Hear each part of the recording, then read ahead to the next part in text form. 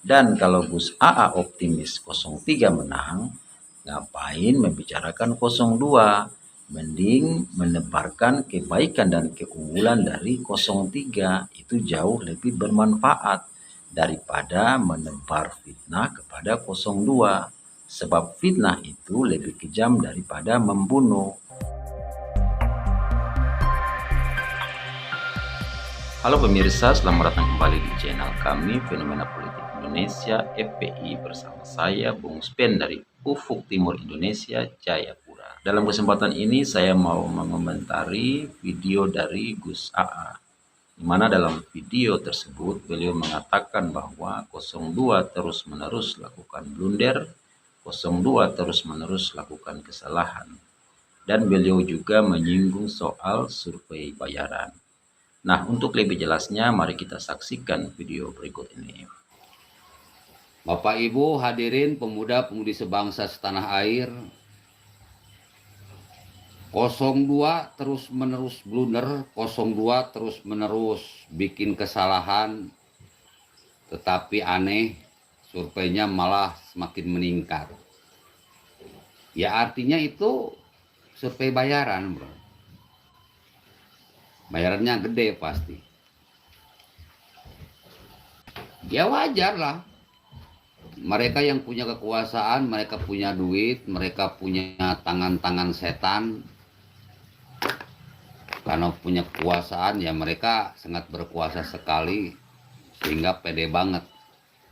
Meskipun banyak blunder-blunder yang begitu menggelikan, banyak blunder-blunder yang begitu melanggar peraturan, banyak blunder-blunder yang begitu nyentrik, bukannya rontok, malah semakin tinggi surveinya.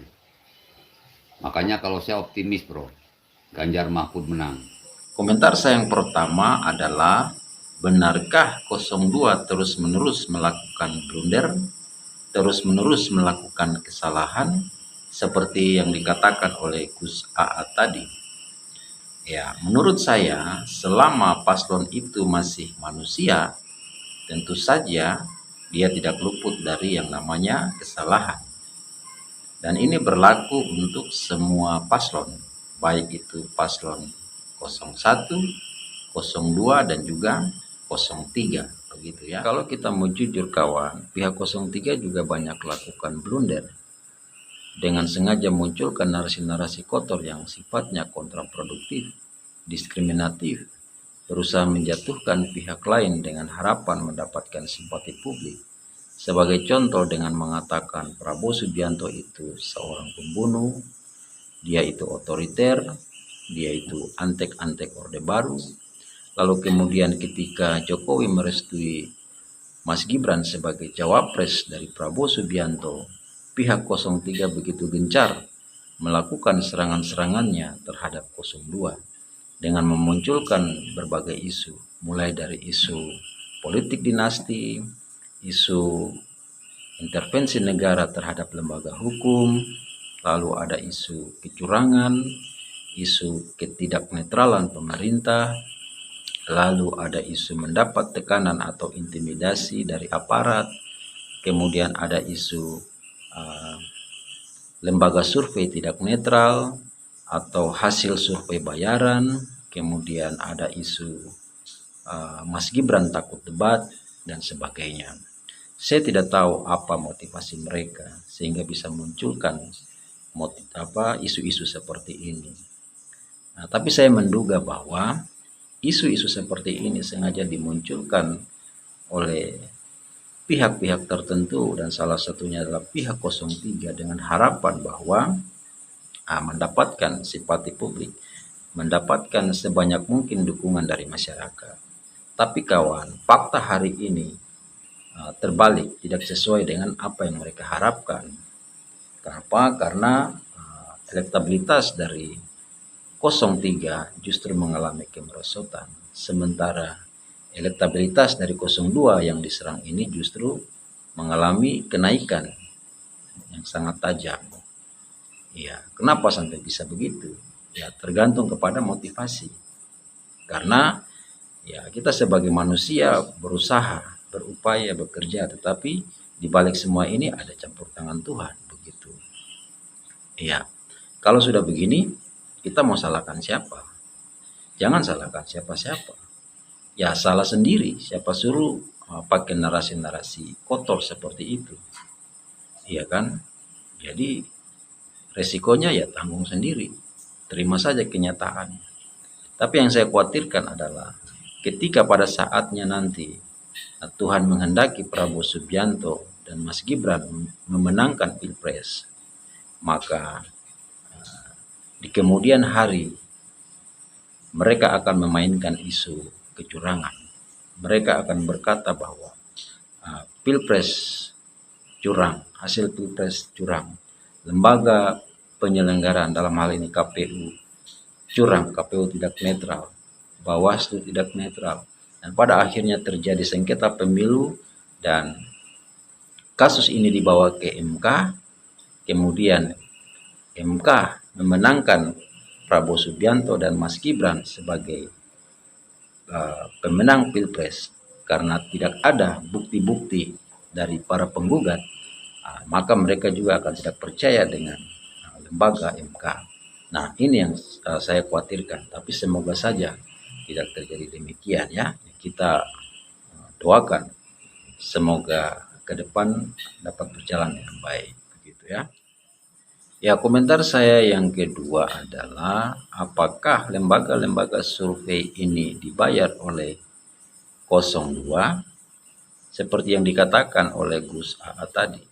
Ya, menurut saya bisa saja kemungkinan mereka dibayar.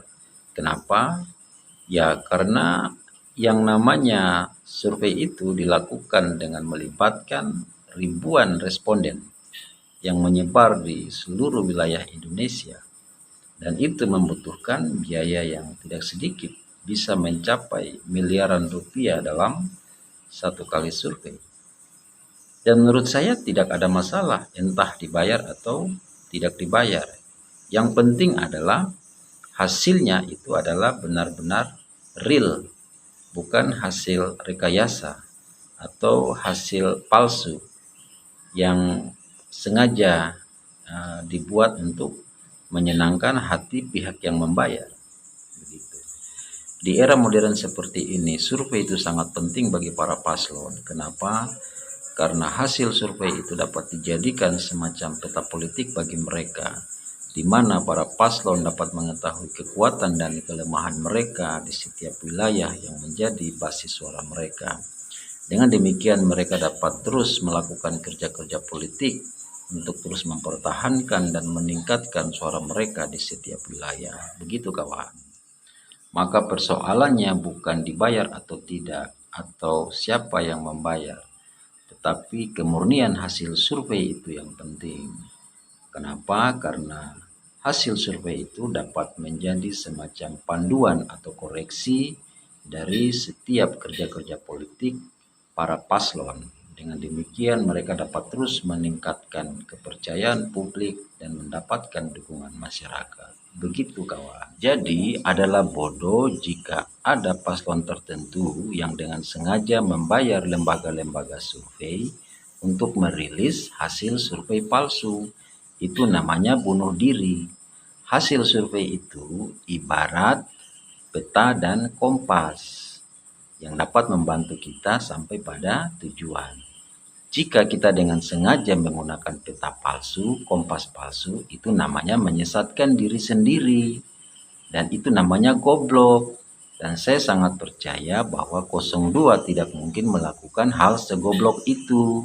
Yang saya percaya adalah hasil-hasil survei yang telah dirilis oleh lembaga-lembaga survei yang kredibel hari ini itu adalah hasil survei yang murni, bukan barang palsu. Begitu kawan. Yang terakhir, kalau Gus AA tidak percaya dengan hasil survei, ya silakan saja. Asalkan tunjukkan data pembandingnya, supaya tidak menjadi fitnah gitu dong. Dan kalau Gus AA optimis 03 menang, ngapain membicarakan 02? Mending menebarkan kebaikan dan keunggulan dari 03, itu jauh lebih bermanfaat daripada menebar fitnah kepada 02. Sebab fitnah itu lebih kejam daripada membunuh. Gitu kawan. Sekian.